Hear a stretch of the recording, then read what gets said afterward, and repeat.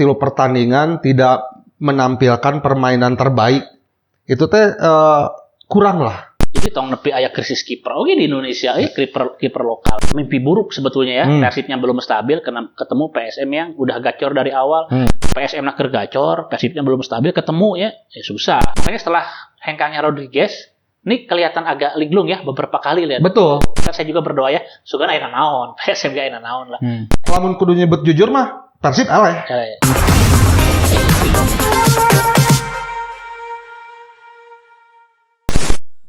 Ketemu lagi di Ngoper, ngomongin Persib 2024, support by Super Top. Ini rasanya super. Mantap. Sudah ada Mang Eko seperti biasa, Mang Eko. Ini Persib, Mang Eko kemarin tebakannya prediksinya J2. Oh iya, iya. Alhamdulillah. Remis. Tapi nggak menyenangkan. Tidak menyenangkan. Prediksi. Betul. Jadi ini tuh seperti ada masalah kalau kata saya mah skuad mewah menang susah. Oh iya, kalau misalkan lihat kemarin main mah ya masalahnya banyak pisan. Banyak. Ya. Remis 2 kali, menang 1 kali dari 3 pertandingan. Itu sesuatu yang menang lagi lawan tim promosi. Iya. Di mana-mana emang eleh. Akhirnya tim promosi itu dihandap gitu. Itu kan sesuatu Mangko, jadi di mana format seperti sekarang ini berbeda dengan format kompetisi sebelumnya, turnamen. Kan Persib mah juara teh formatnya dengan aya final. Tapi kan ayeuna mah beda. Championship Series ya. Iya. Jadi sebetulnya kalau misalkan kita ngelihat masih belum 5 pekan ya, jalan masih panjang. Betul. Terus kan kalau ngomongin sistem kompetisi full kayak sekarang kan kita ngomongin endurance ya, Mang Gusdul. Jadi sering kita lihat nih tim dari musim pertama dari pertandingan pertama pekan awal menang, tahu-tahu pas putaran kedua anjlok. Persib juga pernah beberapa kali tuh zamannya Jaya Hartono, zamannya Arcan Yuri gitu. Awal-awal menang, putaran kedua sampai akhir kompetisi anjlok ya. Nah, kalau kita ngomongin sistem kompetisi full, maka sebetulnya belum ada gelagat Persib akan gagal, masih on the track. Nah, dengan sistem kompetisi seperti ini memang endurance nih, daya tahan penting ya. Makanya pelatih itu punya banyak siasat tentang kebugaran, lalu cedera pemain tuh. Itu yang membuat kadang-kadang di luar rencana mereka udah akan ngambil poin full, misalkan main kandang berapa kali di bulan naon, pemain cedera, malah dapatnya draw terus. Nah, itu banyak. Jadi menurut saya, walaupun kemarin kita kecewa ya, saya tuh sebenarnya lebih khawatir cara bermain kemarin tuh ntar di kompetisi Asianya yang repot. Kalau domestik kan masih panjang, Mang Gusdul. Mun hayang ngomongin Persib juara masih relevan lah. Oke. Tapi kan beda tuh naon ya. Tuh naon. Mah kan 5 pertandingan masih ada kompensasi lah nya. Jadi 5 pertandingan lamun 5 pertandingan ti Soledad Mang Eko demo cenah sorangan. Kadinya. Ka Sulanjana. Lain DPR lain. Gitu. Tapi Mang Eko ari cek saya mah nya tilu pertandingan tidak menampilkan permainan terbaik. Itu teh kurang lah. Karena naon? Kan akhirnya mah poinnya, perayaan poinnya lain menuju ke semifinal atau final, tapi pala-pala poin. Sementara waktu tahun kemarin aja kita poinnya jauh dari Borneo. Justru start awal itu harus ngegas. Nah, nanti setengah kompetisi mulai kita hitung-hitungan. Justru di awalnya harus ngegas. Nah, Persib tuh bisa ngegas teh karena pemain asingnya nu kurang klop atau nggak jelas karena clock-nya. Jadi teklop. Jadi teklop gitu kan. Lamun cek Mang Eko, menurut saya mah gitu sih. Pemain asing ya. Jadi kalau kita ngomongin pemain-pemain baru ini ada asing, ada lokal. Kalau lokal nggak perlu diragukan ya, itu udah grade A++++. Betul. Ya. Semua punya label timnas, main di klub sebelumnya pun oke. Walaupun misalkan klub sebelumnya juga prestasinya kurang bagus, tapi secara individu mereka penampilannya menonjol ya untuk lokal. Nah, untuk asing ini kan kita betul-betul meraba-raba ya, betul-betul nggak tahu ya.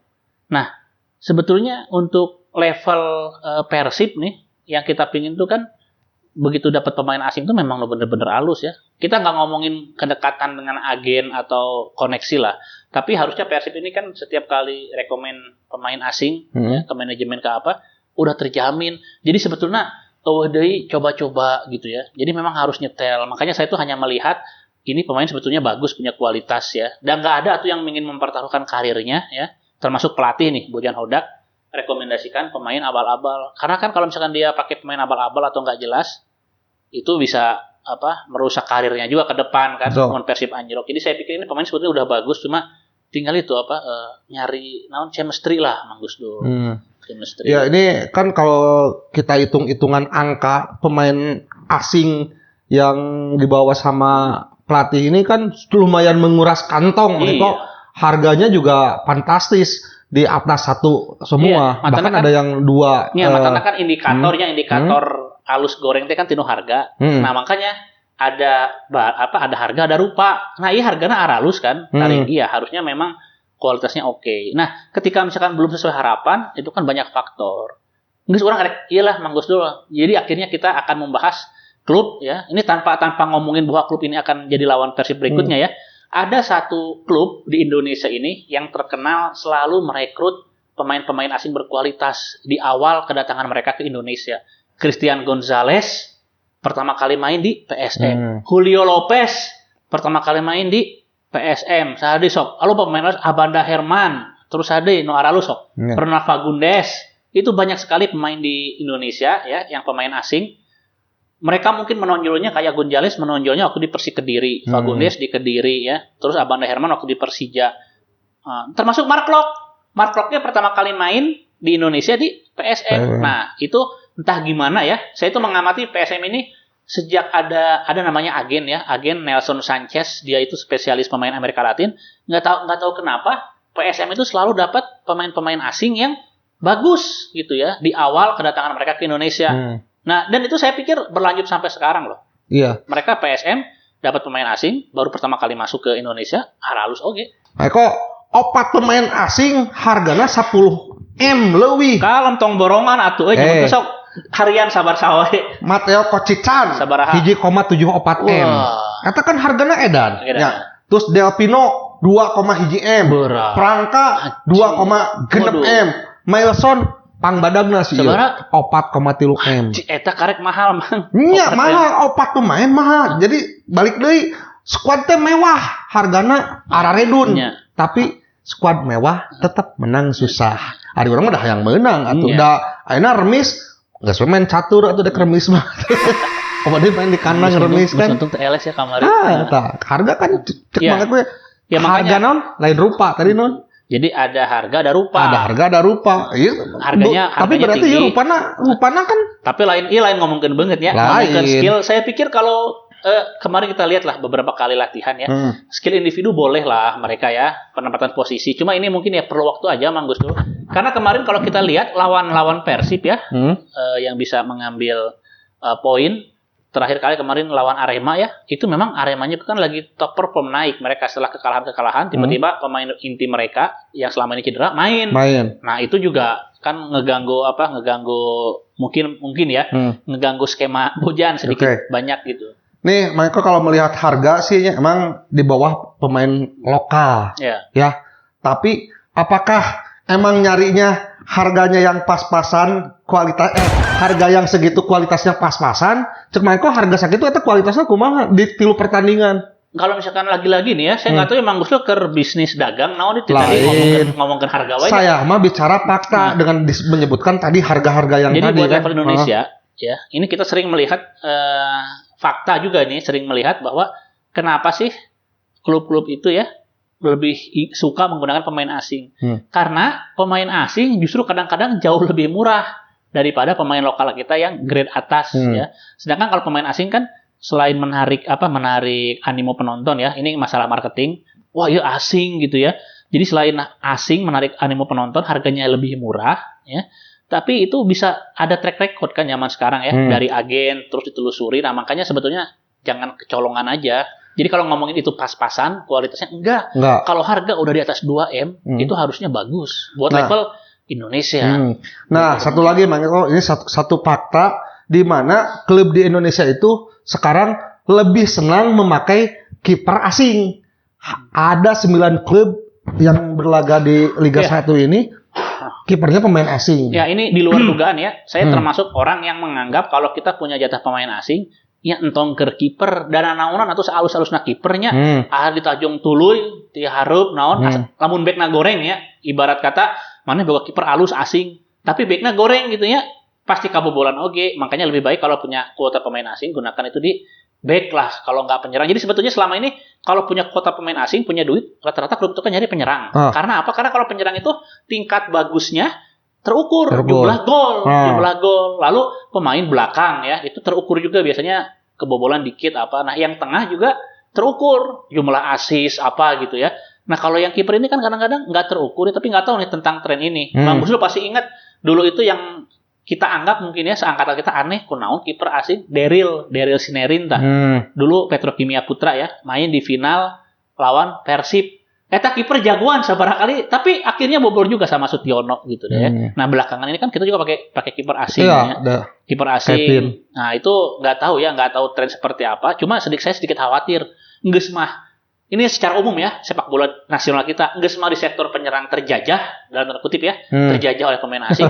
Makanya kiper oke bakalan terjajah ya mah. Karena kan kiper-kiper yang direkrut itu ya di klub-klub ini kalau misalkan kondisinya prima, nggak cedera, terus lagi nggak memperkuat negara asalnya, itu pasti jadi starter Mang Gus Dul. Yeah. Jadi tong nepi aya krisis kiper oke di Indonesia, kiper lokal. Kalau ngomongin krisis kiper, ayeuna balik deui ka timnas. Timnas oke malahan make naturalisasi. Ya itu makanya. Jadi si Ganon virus lah. Enggak, kalau menurut saya jujur ya, ini boleh pendapat ya, dengan maraknya mempercayakan kiper ke pemain asing ini langkah mundur. Langkah mundur. Terutama di orang-orang atau kiper-kiper nasional kita ya, harus ada ini dong, introspeksi, evaluasi, apakah regenerasi mereka terhenti apa gimana. Saya masih ingat ya dulu aya kiper ngaranna Listianto Raharjo. Tahu dulu di timnas ya. Terus zamannya Marcus Harrison, udah gitu sebelumnya Hendro Kartiko, Ferry Rotinsulu. Nah, setelah itu ya ada lagi nggak? Mega. Itu gede. Gede naon? Imade. Setelah itu saya mungkin nggak terlalu familiar ya. Nah, Mang Gus dulu sebetulnya kalau kita ngomongin kiper ya, bagus. Itu ada satu klub yang punya tradisi itu. PSMS Medan. Dari dulu itu bagus melahirkan kiper-kiper bagus itu. Bahkan dipakai ke timnas ya. Oh iya, dulu tuh ada tradisi Sahri Gulto, Markus gitu ya.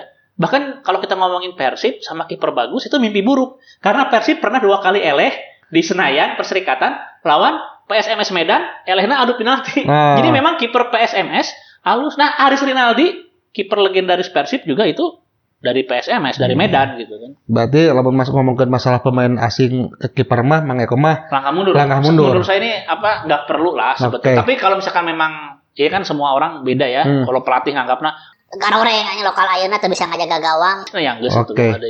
Catat tah klub langkah mundur tah PSSI cek si Mang Eko. Oh, namanya kan orang. Nya kan langkah mundur. Nih, Mang Eko, jadi mengambil pemain asing banyak dan murah tapi kualitas seadanya. Atau mending ngambil 1 atau 2 dengan kualitas yang bagus, atau mending ngambil banyak dengan kualitas seadanya. Jadi kalau misalkan saya sih nggak ngomong itu kan sekarang kuotanya kalau nggak salah 8 kan. Itu kan bukan pilihan ya, murah seadanya enggak. Yang benar itu kan ngambil pemain nggak terlalu mahal ya, tapi dia ini punya potensi untuk berkembang. Itu nanti dijual bisa mahal gitu yang bener mah. Jadi itu bukan pilihan Mang Gus Dul. Ya tapi kan kalau bicara klub di kita mah bukan kontrak. Karena MM-an komodo eta teu murah intinya gitu. Apalagi untuk klub Indonesia ya, yang operasional aja mereka repot ngambil pemain di atas 1M itu udah harus benar hitung-hitungannya. Tapi kan kalau bicara masalah kontrak tadi pemain bisa dijual. Nah, di kita itu justru belum pernah ada terjadi pemain bagus langsung dibeli sama klub lain, nggak ada, belum pernah terjadi itu. Jadi kalau misalkan ini kembali ke ini ya. Jadi kalau untuk salah satu pendapatan klub ya, kan ada 4 pendapatan klub itu yang konvensional, hak siar TV, sponsorship, tiket pertandingan, yang jadi naon jadi hak siar TV ya. Enggak tadi hak siar TV. Hak siar, sponsorship, tiket pertandingan, merchandise, jualan merchandise. Nah, ini ada 2 lagi sebetulnya. 2 hal ini jadi pemasukan penting ya kalau di luar negeri, tapi di Indonesia belum dioptimalkan. Salah satunya itu adalah jual beli pemain. Karena apa? Karena masih jarang klub Indonesia ketika dia melihat pemain ini bagus atau oke, prospek ya, direkrut langsung berapa musim gitu. Ya, belum. Itu musim. Belum terjadi. Belum. Nah, kalau di luar negeri kan udah biasa ya, wah ya halus nih ngorakene 10 musim di kontrak. Bahkan di kita itu paling 2 musim. 3 musim lah. 3 musim juga. Misal 2 musim udah dibuang nah, biasanya. Nah, mungkin kata Mang Gusti kan belum pernah ada. Saya perhatikan kemarin-kemarin ada. Lihat aja ada perpindahan, klub ini udah cocok sama pemain ini, tiba-tiba dia dibajak ya sama klub lain. Nah, cuma masalahnya klub di kita ini kan nggak transparan, malu-malu ya. Karena salah satunya itu adalah untuk menghindari kecemburuan sama pemain lain. Nah, saya mah yakin kalau misalkan udah ada pemain yang direkrut 3 musim kata Mang Gusdur ya. Di musim kedua dia pindah ke klub lain, itu pasti klub yang ngebajaknya bayar. Cuma kan nggak transparan. Kalau di luar negeri kan itu ya kan jelas disebutin. Membeli sekian. Konvensi pers. Wah, ya di kontrak pindah gitu kan. Ya, di orang mah acan kan. Tapi saya yakin ada sebetulnya. Itu bisa dilihat lah pemberitaan lah. Si ini dikontrak sekian musim. Tiba-tiba di musim keberapa pindah. Itu saya yakin ada kompensasi. Ya, ada kompensasi. Oke, Mangko, sebelum ngebahas ke pertandingan selanjutnya nih yang akan dihadapi oleh Persib Bandung, jangan lupa kopi tubruk gajah spesial mic dulu. Favorit saya ini. Mantap. Ini kalau minum ini jadi fresh, Mang Gusdur. Jadi kita ngomong teh mengalir terus ya. Betul, Mangko. Kopi tubruk gajah spesial mic. Kopi dan gula praktis dalam satu saset dengan aroma khas, rasa mantap dan hitamnya pekat. Tapi buat kamu-kamu nih yang nonton dan buat Mang Eko juga yang nggak suka terlalu manis, ada varian bisa dipisah manisnya, ya. Jadi bisa dicocokin manisnya. Pokoknya mah kopi tubruk gajah spesial mic luar biasa.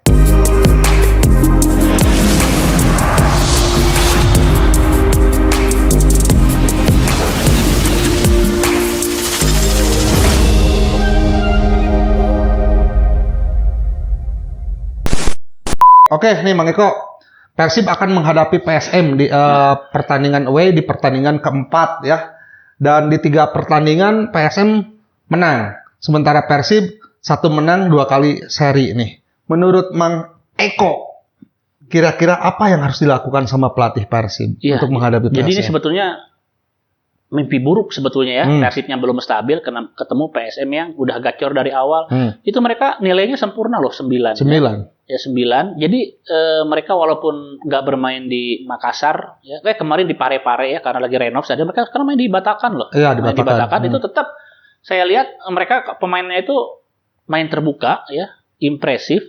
Dan ini ada hubungannya Mang Gusdur sama yang tadi kita dibahas di awal bahwa PSM itu kan selalu mendapatkan pemain-pemain asing yang pertama kali ke Indonesia langsung gacor. Itu ada itu kejadian juga nih musim ini.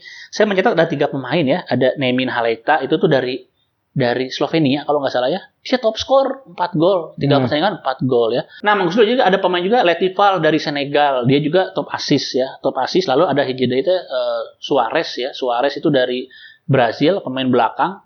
Ini juga bagus nih. Jadi jangan dikira Bernardo Tavares ini udah stabil, enggak. Maksudnya kemenangannya stabil, tapi dari komposisi pemain ini mereka masih rombak-rombak, mirip Hodak aja, masih rombak-rombak kan bedana. Ari Hodak mah 2 kali draw, 1 kali menang.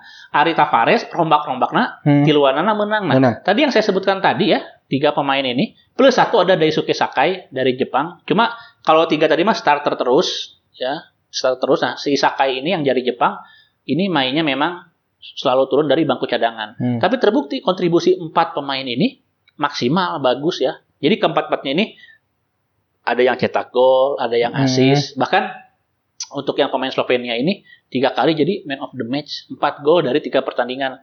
Jumlah golnya melebihi jumlah pertandingan. Nah, salah satu indikator bahwa PSM ini akan tampil gacor ke depannya adalah efektivitas rekrutmen pemain mereka. Kalau kita mah, can adaptasi, muniman tuh 3 kali pertandingan menang KB, terus pemain asingnya kontribusinya nyata KB, jumlah gol, jumlah assist. Nah, itu Mang Gusdur saya kira. Dan ini naon ya, mimpi buruk tuh ya, maksud saya tuh gini. Susah ya. Kecuali ini ada libur nih ya, ada agenda FIFA Match Day ya. Nah, kecuali ada perubahan yang signifikan. Karena kalau dalam keadaan normal, PSM naker gacor, Persibnya belum stabil, ketemu ya susah. Tapi kalau misalkan di waktu libur yang panjang ini, misalkan nih PSM ada yang cedera, ada yang tiba-tiba sakit, naon ya, sementara Persib justru pada fit semua. Tapi kalau David da Silva kayaknya enggak masih belum bisa main kayaknya ya. Naon kemarin orang ngecek, naon coba? Keram otot perut atau apa? Tong lobatin dahar seblak matakna. Bener. Ya, kalau Rezaldi dikiriman kalau Rezaldi Hanusa kayaknya bisa tampil lah ya, nanti jadi pelapis, jadi utama enggak Mas. Cuma ini buat da Silva yang andalan kita malah enggak bisa. Karena ini kan goal getter utama. Nah, sementara mereka ini si PSM ini goal getter utamanya sehat, Ya, prima betul. gitu. Jadi susah. Kurang Bener. yang ngomong susah. Benar. Jadi kelihatan sekali ketika David Da Silva ditarik keluar, Persib itu mainnya tuh beki Iya, melendoy. goal getter susah. Dan nggak ada orang pas ditarik teh, anjir Persib DDS-nya keluar cek urang tuh gitu kan. Ya, Jadi itu masalah kan. Kita tuh mengharapkan DDS nggak ada, peranan DDS kan bisa tutup sama Siro. Cuma masalahnya yang nge-backup memerankan peran Siro siapa itu belum ketemu. Kalau saya malah kemarin sempat ngelihat ya, beberapa kali Ezra Walian bisa itu sebetulnya ya ngasih umpan langsung kan si Ezra Walian terlalu bagitek. Efektif mainnya ya itu bisa lah walaupun gayanya beda dengan Siro, tapi ketika Siro memerankan sebagai target man ya, Da Silva nggak ada, Sironya target man, itu yang ngasih supply ada. Kalau sekarang Da Silva nggak ada, Siro juga kerepotan gitu Mang Gus Dur. Oke, Mangko, nih ada fakta nih, data dan fakta pertandingan. PSM dan Persib merupakan dua tim yang pernah menjuari dua musim berturut-turut nih. PSM juara Liga 1 tahun 2002-2003, sementara Persib juara Liga 1 2024 dan 2025. Ini saya tambahin nih fakta dikit ya. Kedua tim ini adalah kedua tim terbaik di akhir perserikatan karena kompetisi terakhir perserikatan dua-duanya adalah finalis. Alhamdulillah Baseta mah Persib menang lewat golnya Yudi Guntara. Tapi dua-duanya masuk final tuh, PSM sama Persib terakhir perserikatan ya. Mangko fakta lagi nih, PSM menjadi tim paling subur hingga pekan ketiga Liga 1 2024-2025 dari 8 gol yang dicetak PSM ke gawang lawan 4 diantaranya dicetak oleh pemain baru. Ya, konon kabeh jadi palaur kieu karena ya itu. Haljeta anu tadi disebutkan ku Mang Eko, si Haljeta Nermin jadi top skor saat ini. Selain Haljeta Nermin, 3 pemain baru PSM yang turut berkontribusi atas gol yang dicetak adalah Aloisio Neto dan Rahman Abdul. Si Abdul. Tapi iya berarti mengonfirmasi ya yang saya ucapkan tentang rekrutmen efektif.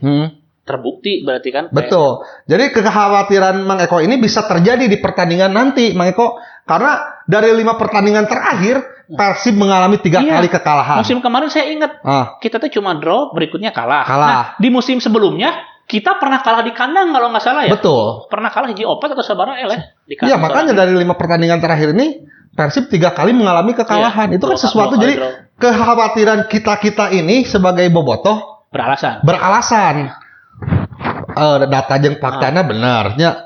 Terus ayeuna away teh kan walaupun sekarang ada jeda istirahat kompetisi kan belum tidak bisa menjamin Persib bisa jadi gacor di kandang lawan karena di kandang sendiri aja Persib melempem kan. Itu terbukti itu masalah gitu. Nah, Mang Eko, jadi ini fakta lagi nih dari 5 pertandingan yang Persib jalani dengan PSM ini, Persib kebobolan 11 gol. Wah, loba tuh Sementara Persib berarti hanya bisa menjebol 6 gol. Setengah berarti.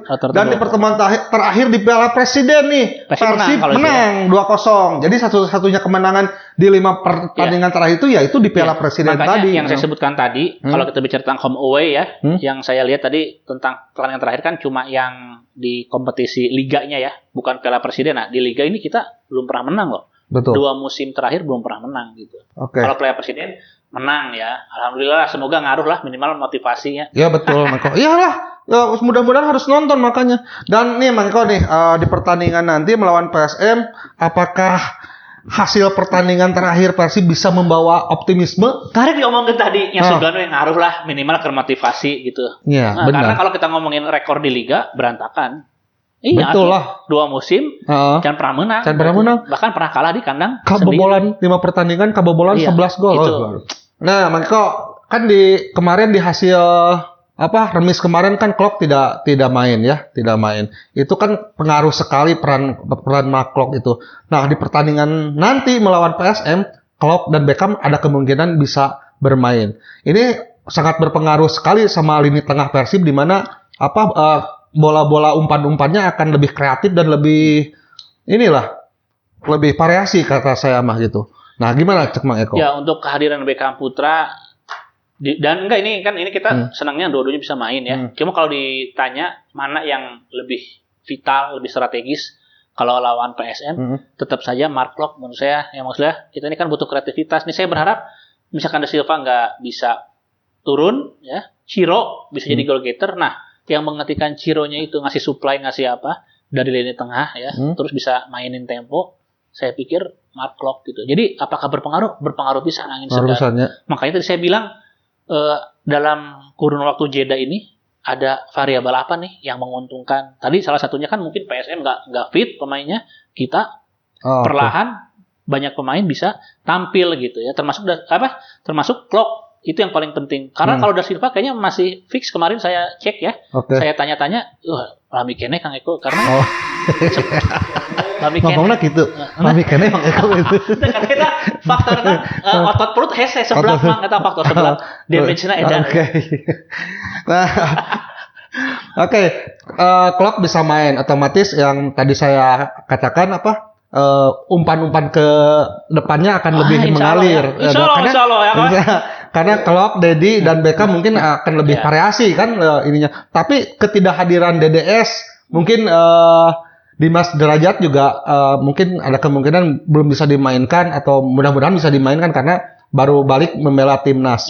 Nah, kira-kira peran Ciro ini harus temenin sama siapa tuh? Ciro sama Klok udah. Ciro sama Jadi Klok. ini kan cukup pemain. Jadi gini, performa bagus dari tiap individu kan tentu akan berkorelasi positif ke permainan tim ya. Cuma kalau misalkan kan kita mau nyatu disebutkan kabis iya kudu kan tentu ya. Kita ngomongin dua pemain yang strategis sudah itu Ciro sama Mark Klok. Oke. Tapi kan kalau kita lihat sekarang ini Ciro ini kan lebih masih menjadi raja asis nih. Iya. Dengan 4 asisnya di 3 pertandingan.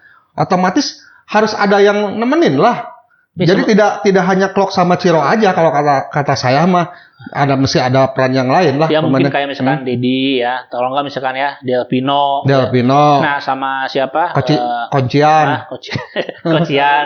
Ya cuma kan saya pikir kan kita asumsinya kan yang asing ini kan masih perlu waktu ya. Jadi kontribusinya nggak maksimal. Tetap harus ada otak utamanya. Otak utamanya tetap 2 itu. Saya pikir Klok sama Ciro aja. Klok sama Ciro. Kenapa nggak sama Milson gitu?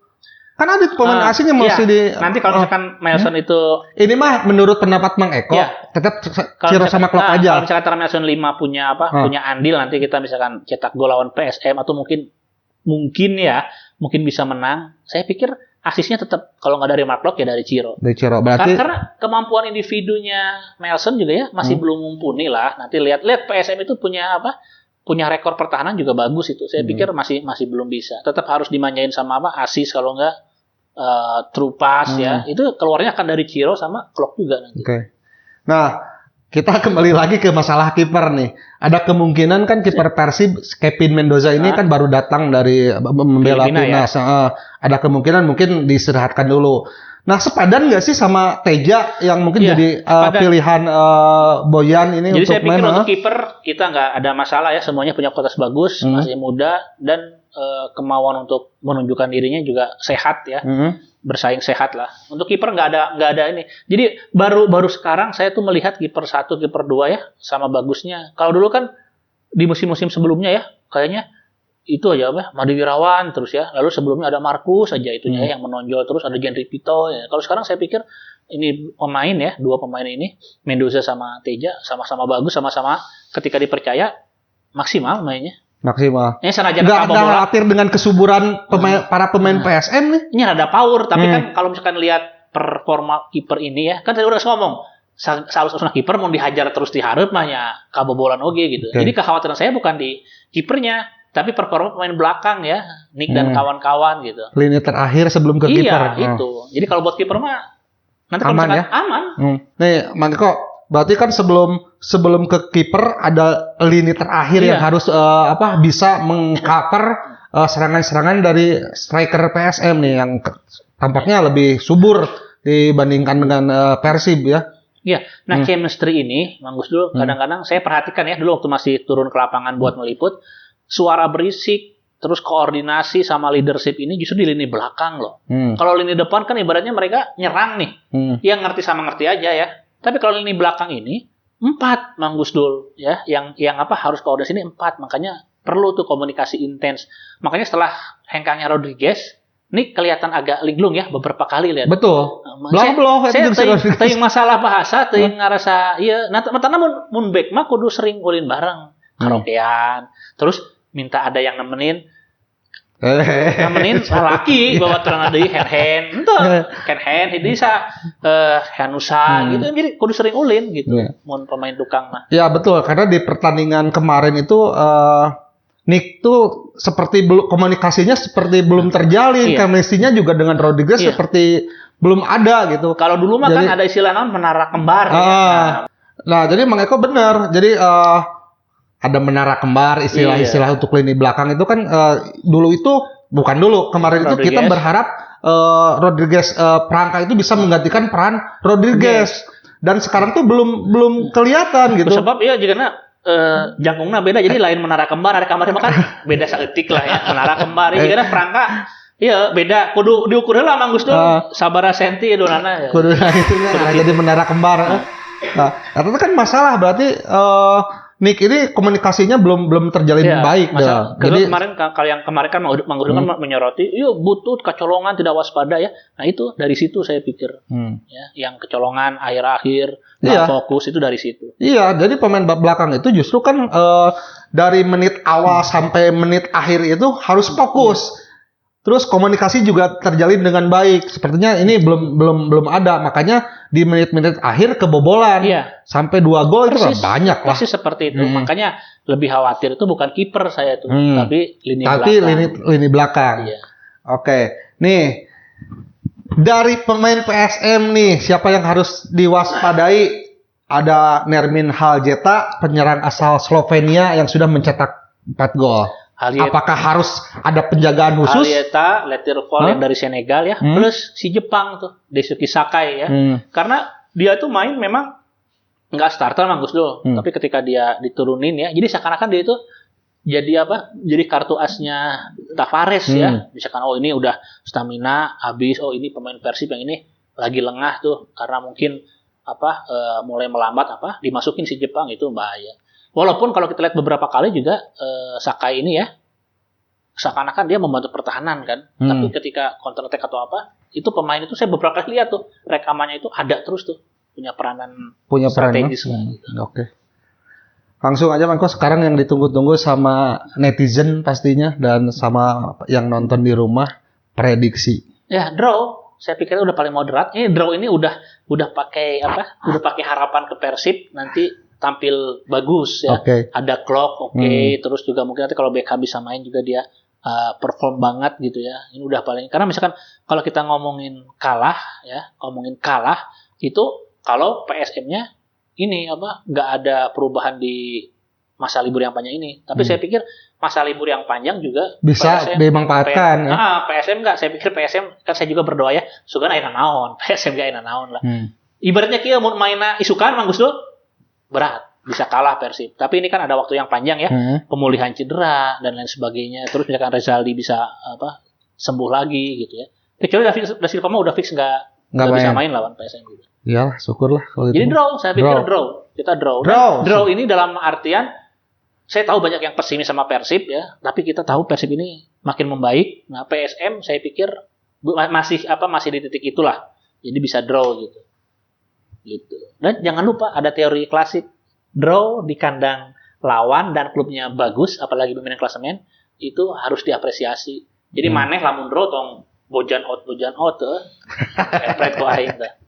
Jadi draw teh geus alus. Tapi lah urang sebenarnya teu bisa nyebut draw sih. Tapi lamun urang nyebut eleh oge pasti loba nu komen latih atuh kumaneh.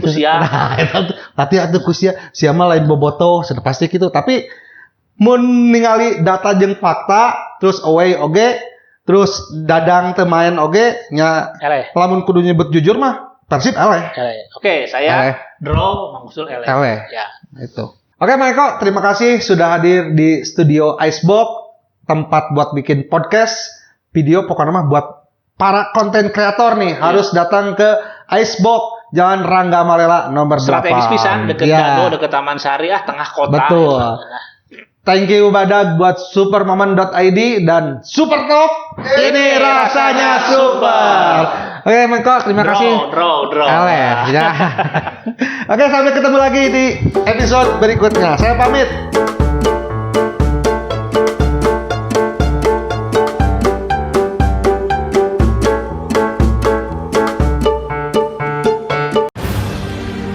Rasa penasaran membawa gue pada sebuah perjalanan